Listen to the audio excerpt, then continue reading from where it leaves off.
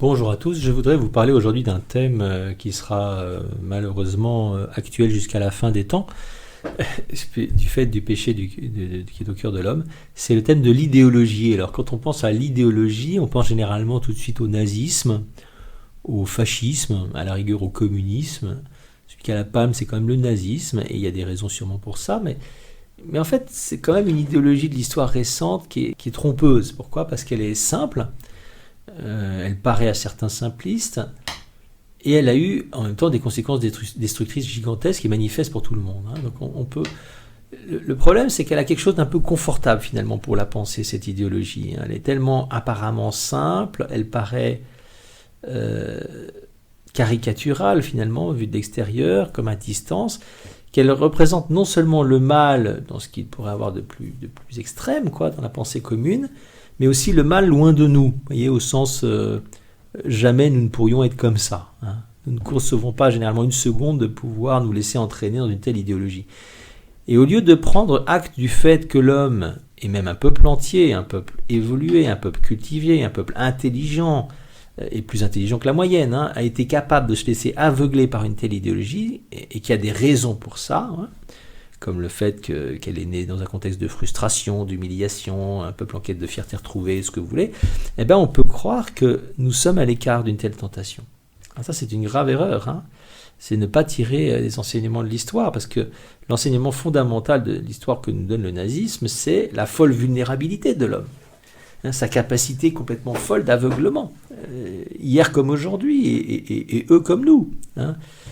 Si j'étais né en 17 à Leidenstadt, aurais-je été meilleur ou pire que ces gens? Si j'avais été allemand, vous aurez reconnu un chant de Jean-Jacques Goldman, je crois.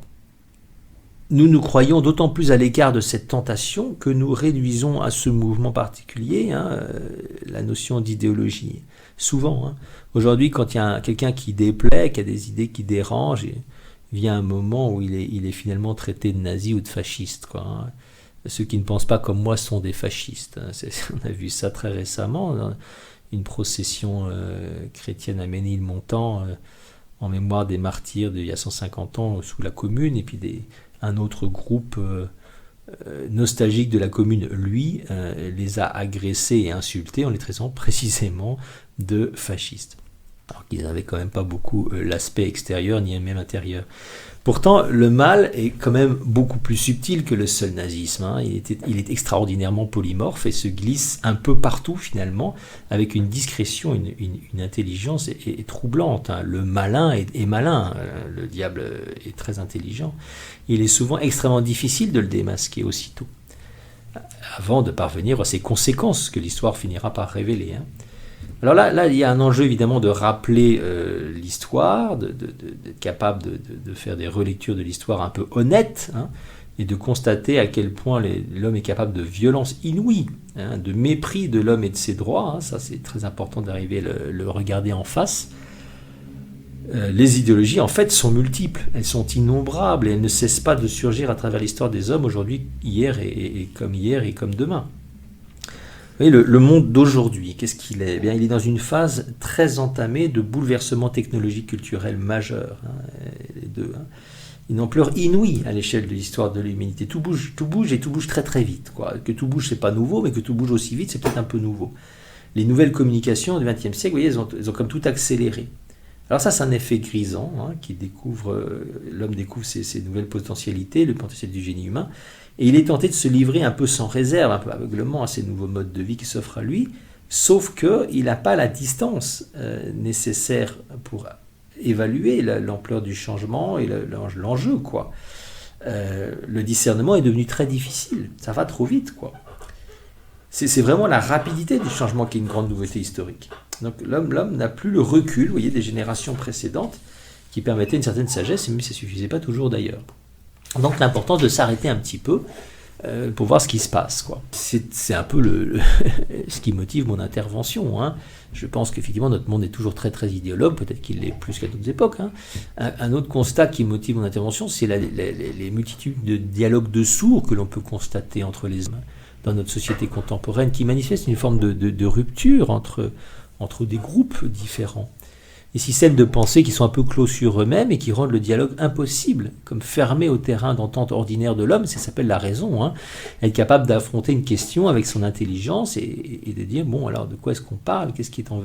Et de s'appuyer pour ça sur une tradition multimillénaire, hein. Vraiment prendre l'héritage des anciens, hein, monter sur les épaules des géants qui nous ont précédés pour voir plus loin qu'eux. Si on réinvente la poudre sans arrêt, non, ça va être un peu compliqué.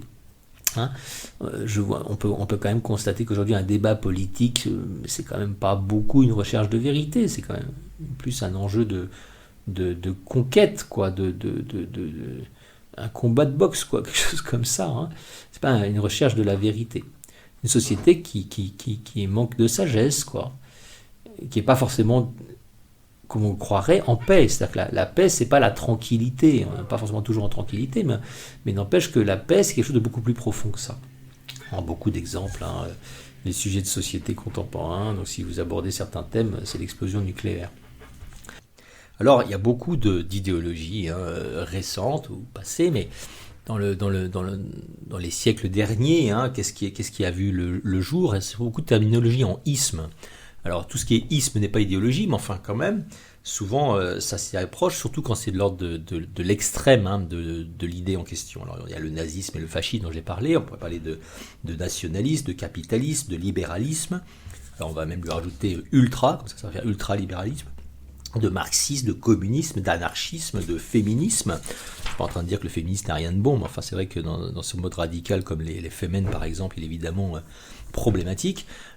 Toute forme de radicalisme, hein, de conservatisme, de socialisme, de scientisme, de positivisme, de technocratisme, de rationalisme, de laïcisme, de sécularisme, de relativisme, d'utilitarisme, de matérialisme, de consumérisme, d'hédonisme, d'individualisme, d'écologisme, d'égalitarisme, de progressisme. Voilà, on pourrait ajouter islamisme. Il y en a qui seraient tentés de mettre christianisme dedans et je montrerai pourquoi effectivement le christianisme n'est pas une idéologie.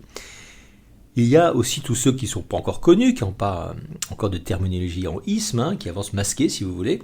Tout l'enjeu va être d'arriver à identifier cela et à savoir comment ce qu'on peut faire. Alors si je prends simplement les grands fondamentaux de notre temps, hein, on peut parler vraiment de la pensée capitaliste, libérale, qui prétend réguler, qui est une sorte de réponse à la régulation de la question économique en opposition au communisme. Il y a aussi une confiance souvent aveugle dans le progrès, hein, le progrès lui-même, d'abord sur le plan technique et technologique, ça a donné le progressisme, hein, mais qui va s'étendre à d'autres domaines de l'existence que la vie morale elle-même.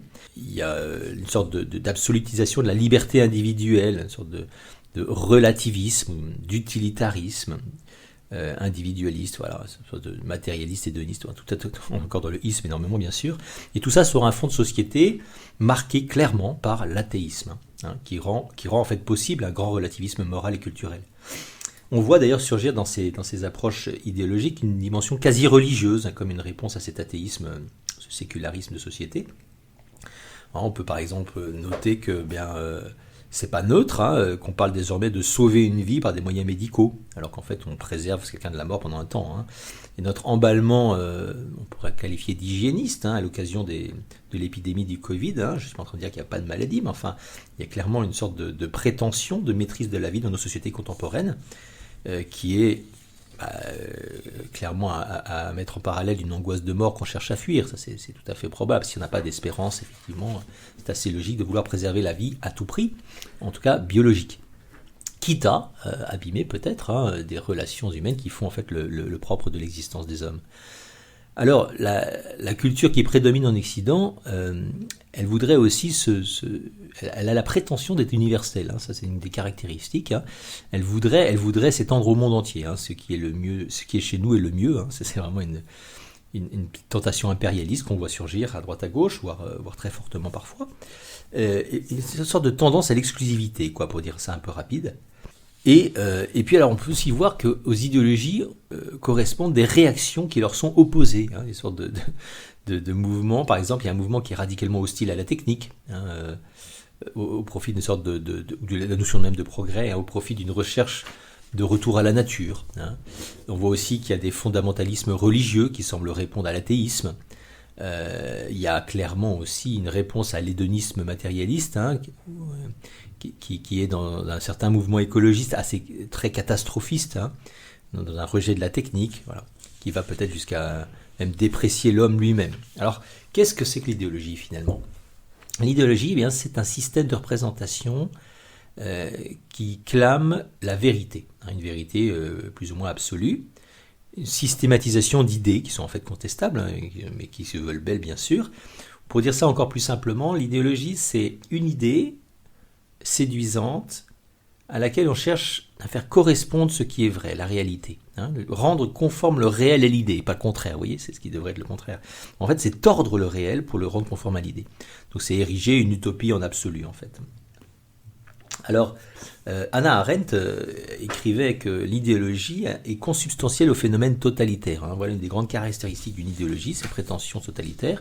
Et puis aussi, sa capacité à avoir une cohérence interne, une sorte de logique propre, dans laquelle on ne peut pas rentrer sans y adhérer, sinon on est exclu à l'extérieur. C'est la logique d'une idée, dit-elle, en reprenant sur l'étymologie du mot idéologie.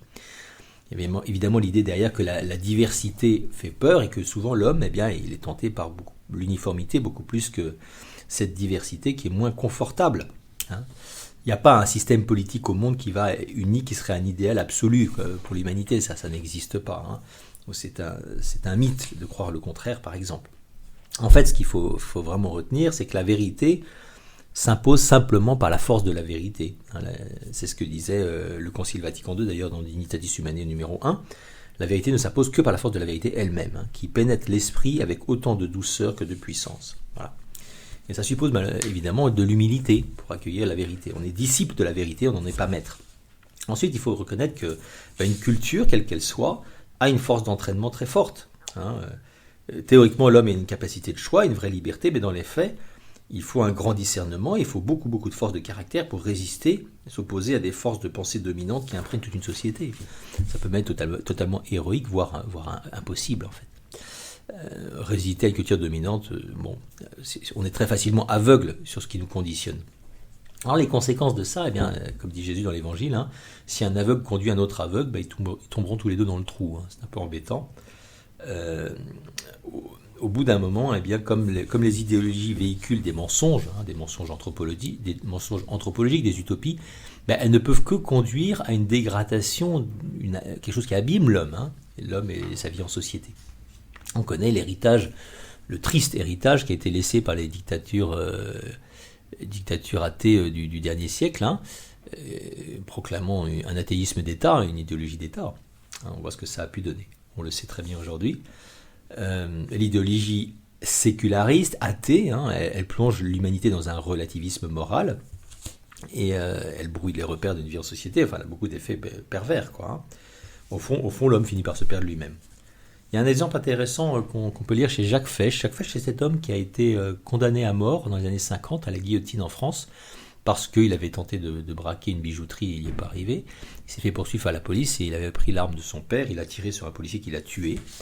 Et à l'époque, il n'a pas été gracié, donc il a été guillotiné. Il s'est converti en prison, c'est assez magnifique ce qu'il écrit à la fin de sa vie. Et il relit quand même son histoire et il dit la chose suivante à sa belle-mère dans une lettre. « Éviter la série de catastrophes qui m'ont amené ici, je sais très bien que c'était impossible. On conçoit au mal des années, rien n'arrive.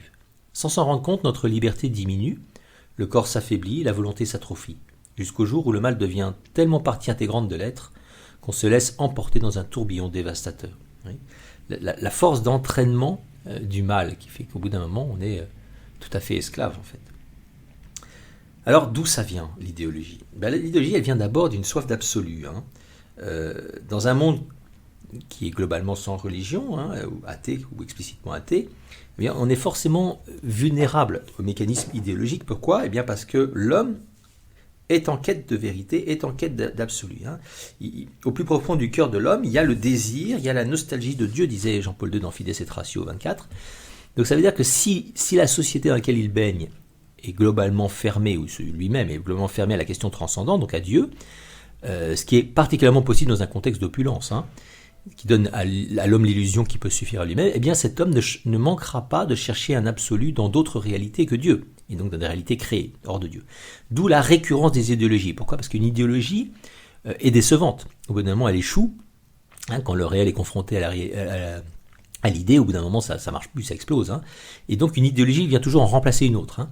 Une fois l'une rejetée par constat d'échec et de dégoût, hein, par dégoût a posteriori, eh ben, on en invente une autre, qui devrait être plus ou moins opposée, mais qu'en fait, qui n'est pas moins erronée et pas moins totalitaire potentiellement. Et ce sera comme ça tant que l'homme ne sera pas humblement soumis à une vérité qui est transcendante, à la vérité transcendante, et qu'il prétendra se saisir lui-même de la vérité et maîtriser tout seul sa destinée. Donc on voit le nazisme a laissé un peu globalement la place au communisme, même si c'était un peu contemporain, et la succession des deux a conduit à un rejet de la prétention même d'absolu, donc à une sorte d'individualisme très relativiste et hédoniste d'ailleurs. Jouir de l'existence et surtout pas se poser trop de questions, et même la peur des absolus, la peur des prétentions, la peur des religions aussi. Et on trouve désormais cette expression dans un progressisme technologique, et alors maintenant on attend le salut de la technique, quoi. Et ça donne les délires transhumanistes en particulier. Alors pour une autre proportion de la population, eh bien ce relativisme qui était la norme, semble laisser la place à une forme d'égalitarisme de plus en plus totalitaire. Un homme c'est comme une femme, etc. Bon. Et un dégoût de la société de consommation aussi, qui trouve comme son épanouissement dans un écologisme qui va jusqu'à déprécier explicitement l'homme par rapport au reste de la nature. Ça, c'est assez interpellant, ça. Troublant. Alors, comment ça commence une idéologie ? En général, ça trouve sa source dans une parcelle de vérité qui est réelle et qui est aperçue, entreaperçue. Le problème, c'est qu'elle est érigée en général ensuite en absolu, une forme d'idole, quoi. L'homme, il s'engouffre à corps perdu dans ce qu'il a vu. Il a vu quelque chose de la lumière, quoi. Il a besoin de la lumière, donc il y va, parfois jusqu'au don de sa vie, une sorte de martyr de la vérité ou de l'illusion de la vérité, du stoïcien au djihadiste. Au fond, c'est le mécanisme de la pensée des religions païennes antiques, une sorte de mélange de religiosité véritable, d'humanité, de faiblesse, de déchéance morale même, et de perversion diabolique en fait, autour de quelque chose de bon. Ce mélange un peu ambigu, voire très ambigu. Donc le parallèle avec les religions païennes est assez éclairant en fait, parce que l'idéologie fonctionne comme une quasi-religion. Elle relève largement de l'idolâtrie. C'est cette prétention d'absolu qu'il y a dedans. Donc on peut dire que l'idéologie vient répondre à la soif inassouvie d'absolu de l'homme quand il est privé de Dieu. Donc elle vient combler un manque, quoi, en lui proposant un sens à sa vie, peut-être momentanément seulement, mais bon. Il y a sûrement aussi des peuples et des cultures, des contextes qui sont plus vulnérables que d'autres à l'idéologie. Bon, je passe. Alors la raison de fond, qu'est-ce que c'est ? C'est le fameux ange des ténèbres qui se déguise en ange de lumière, Lucifer, celui qui porte la lumière, c'est le père du mensonge, dit le Christ dans Saint Jean chapitre 8, 44. Il est très très fort, il est surdoué pour tromper les hommes, quoi. Il est plus fort que nous. Ce qu'il propose, c'est toujours tentant, c'est toujours séduisant, et c'est moins exigeant que la vérité elle-même. Voilà, c'est pour ça que l'homme préfère en général les ténèbres à la lumière, comme dit le prologue de Saint Jean. Au fond, on pourrait dire qu'une idéologie, c'est un esprit impur, un esprit mauvais, fondamentalement menteur, qui imprègne une culture et qui imprègne ses membres. Un esprit mauvais, donc à l'échelle sociale, à l'échelle culturelle, qui engendre une structure de péché et procure une fausse sécurité à travers un système qui est clos sur lui-même. Alors si l'homme se laisse si facilement et si régulièrement tromper, c'est souvent parce qu'il lui manque la notion même de péché, en fait, ou au moins de la prendre au sérieux. La fameuse histoire récurrente de Baudelaire et de plein d'autres, selon laquelle la grande victoire du diable, c'est d'avoir réussi à faire croire qu'il n'existait pas, quoi. Alors, donc il n'y a pas de péché, quoi. L'idéologie va aussi opérer comme ça un renversement souvent, qui fait passer d'un mal subi et reconnu à la négation même du mal, ce qui conduit finalement inévitablement à sa promotion, quoi. Donc ça, c'est le drame de l'idéologie, de Genèse au chapitre 3. Que fait l'homme ? Il met la main sur l'arbre de la connaissance du bien et du mal pour manger du fruit, selon l'invitation du serpent qui avait dit à la femme, vous ne mourrez pas, mais Dieu sait que le jour où vous mangerez de cet arbre de la connaissance du bien et du mal, vos yeux s'ouvriront et vous serez comme des dieux qui connaissent le bien et le mal. Vous allez mettre la main sur la question morale. Et l'homme se construit comme ça un monde à sa mesure, rêvant encore, toujours, du paradis sur la terre, en fait. Alors évidemment, la réponse du Christ, c'est très très connu, mon royaume n'est pas de ce monde. L'homme n'entend pas cette mise en garde du Christ. Ce qui est troublant, c'est quand même la rapidité, c'est la facilité avec laquelle l'homme s'installe dans un tel aveuglement. Il perd parfois tout esprit critique, parfois des gens très intelligents. Il refuse avec force et colère, même parfois la contradiction, quand il est embarqué dans une direction. Donc le péché rend très manifestement esclave et dépendant. Donc l'idéologie Finalement, c'est un fruit de l'orgueil, quoi, hein, de la prétention d'autosuffisance de l'homme. Cet orgueil qui est d'autant plus un piège pour l'homme que cet homme est riche, hein, oui, est riche de biens matériels, mais riche de son savoir technique, son savoir, je sais pas trop quoi, multiforme, hein, de ses capacités, quoi, comme notre monde occidental ne l'a jamais été. Donc peut-être que nous sommes dans un contexte qui est particulièrement propice à l'idéologie. Ce phénomène d'aveuglement de l'homme est amplifié en plus par la rapidité de l'évolution du monde contemporain, comme je l'ai déjà dit, hein, qui ne laisse pas le temps pour digérer, pour recueillir, pour discerner. Alors, face à cet orgueil, une intervention extérieure peut être potentiellement évidemment à rejeter, à repousser, malvenue, elle est insupportable, je ne peux pas écouter ce que tu dis. Alors, qu'est-ce qu'on peut répondre à l'idéologie ? Qu'est-ce qu'on peut apporter comme réponse, hein ? Quelle est la porte de sortie, quoi, d'une certaine manière ? Alors, on peut déjà faire le prophète, hein, comme Jonas. Vous savez, Jonas qui va dans la ville de Ninive, il dit encore 40 jours et la ville de Ninive sera détruite. Et alors, ce qui est assez troublant dans le livre de Jonas, c'est que ça marche, hein. Donc, tout le monde se convertit. Hein. Donc, c'est là qu'on voit qu'en fait, le livre de Jonas est un conte, parce que ça marche pas normalement. Hein. Un prophète, dans toute la Bible, il est rejeté, il est mis à mort même. Donc on peut toujours annoncer les conséquences de l'idéologie, du mal, qui va conduire à une destruction de l'homme. Enfin, c'est pas pour ça que ça va marcher, quoi. En général, l'homme en groupe n'entend pas ça. Ça veut pas dire que ponctuellement c'est pas possible. Enfin, à l'échelle d'une société, ça marche pas. Il faut souvent que l'homme il soit acculé, hein, pour changer. Il faut qu'il passe par l'épreuve, qu'il passe par la souffrance. Hein, c'est l'exemple de l'enfant prodigue, hein, qui ne se souvient de son père, de l'erreur de ce qu'il fait en faisant n'importe quoi avec l'argent de l'héritage de son père, que quand il est dans la boue avec les cochons et qu'il n'a plus rien à manger, quoi. Donc le mensonge, vous voyez, quand il s'installe dans une mentalité, dans un mode de vie, il finit toujours par avoir des conséquences, hein, mais au bout d'un moment, il faut qu'il fasse vraiment mal pour que l'homme comprenne, quoi. Hein. Le mal, même s'il est caché, finit par faire mal, bien sûr. Il finit par se démasquer lui-même, finalement. Il n'y a rien de caché qui ne soit un jour révélé, dit Jésus. C'est un peu l'idée de cette petite parabole là qui nous dit, hein, lorsqu'un homme fort et bien armé garde son palais, ses biens sont en sûreté. Mais qu'un plus fort que lui survienne et le batte, il lui enlève l'armure en laquelle il se confiait et il distribue ses dépouilles. Hein, c'est en Luc 11, 21, 22. Et évidemment, qu'est-ce qui est plus fort que l'utopie ? C'est le réel. Ce qui est plus fort que l'idéologie, c'est la vérité. Hein. Voilà. Donc on peut dire que la chute du mur, du bloc de l'Est, hein, a été rendue possible fondamentalement parce que ça marchait pas, hein, et que les gens en souffraient, quoi. C'est ça qui a rendu possible quand même, sûrement la prière, la grâce, tout ce qu'on veut, mais fondamentalement aussi parce que ça marchait pas. Hein, on reconnaît l'arbre à ses fruits. Il n'y a rien de caché qui soit un jour révélé, encore une fois. Pour dire ça autrement, ça veut dire que l'orgueil souvent ne s'effondre que par l'humiliation, quoi. Hein. C'est l'humiliation qui reste une porte d'entrée privilégiée pour acquérir, pour arriver à une forme d'humilité. Particulièrement pour ceux qui n'en ont pas ou qui en manquent. Donc on peut évidemment prédire la fin des idéologies nouvelles, hein, contemporaines également. On sait bien que ça va se casser la figure un jour. Est-ce que ça fera beaucoup de mal avant ? Ça, c'est possible. On a un exemple intéressant que j'ai trouvé là, d'une femme qui s'appelle Sarah Fernanda Giromin, je sais pas comment on dit, Sarah Winter, quoi. C'est la fondatrice des Femen, hein, au Brésil. C'est ce mouvement de femmes en 2012.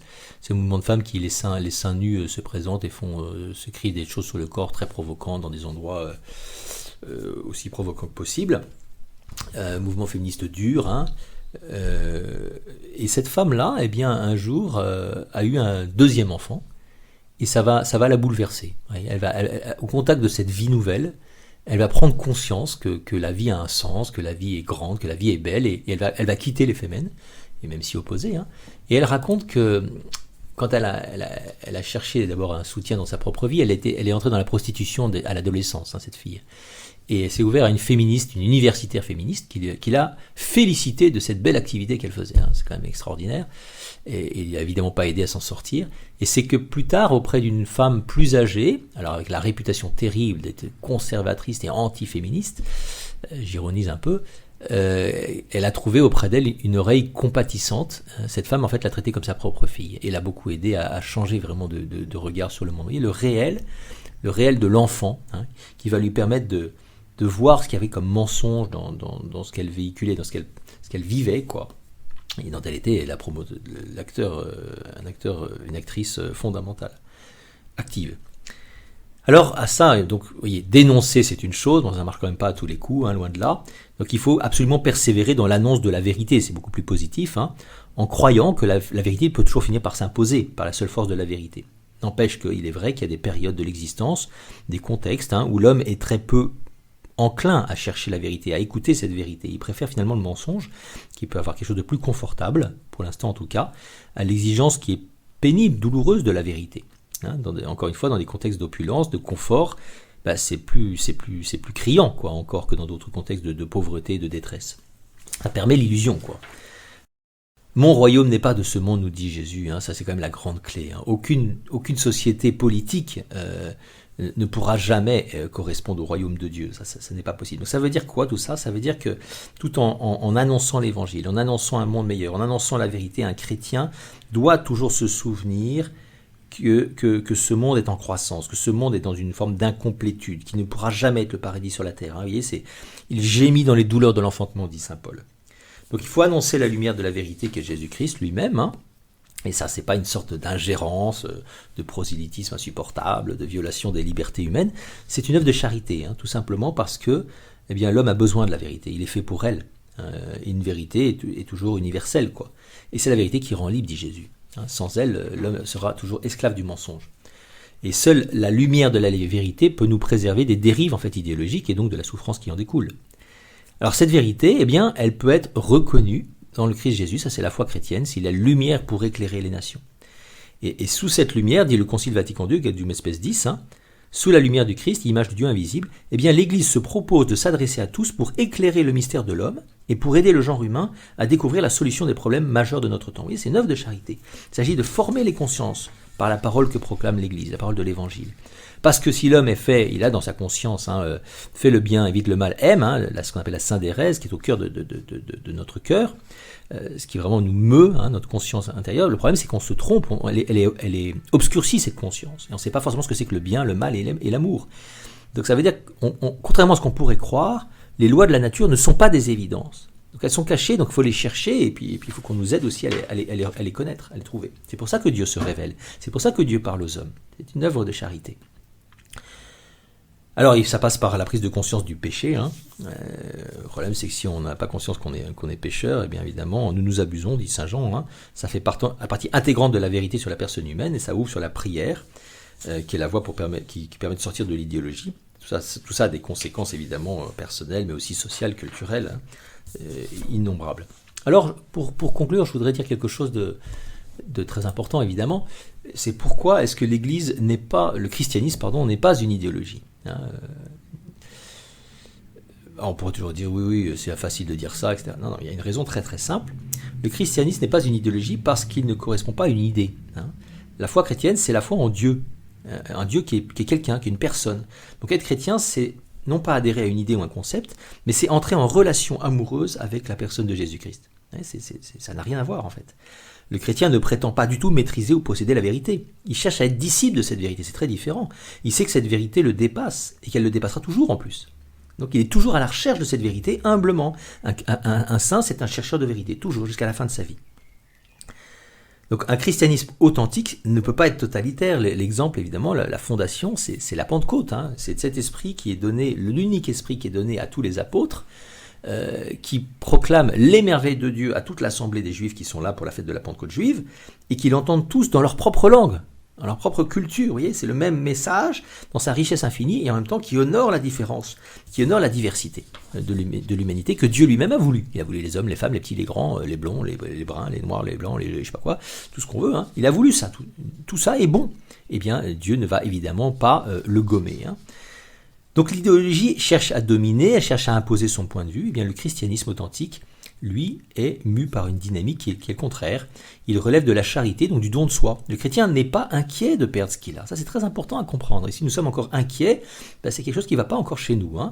Il n'est pas inquiet d'être déstabilisé de l'extérieur parce qu'il a en Dieu sa force intérieure, qui lui permet d'être tourné non plus vers lui-même, mais vers l'autre, poussé à se donner. Moi, je note ici au passage que, à ma connaissance, il n'y a que les chrétiens qui ont mis en place des disciplines d'études des autres cultures, des autres religions. Eux seuls passent du temps, parfois des vies entières, à étudier la culture de l'autre. Le chrétien authentique, c'est pas un idéologue parce qu'il est donné. Donc le chrétien ne cherche pas à imposer son point de vue, il cherche à éclairer le cœur et l'intelligence des hommes pour qu'ils découvrent leur vocation profonde, qu'ils soient heureux et qu'ils soient sauvés. Alors c'est vrai que il y a des exigences de conversion. Le mal est vraiment présent au cœur de l'homme.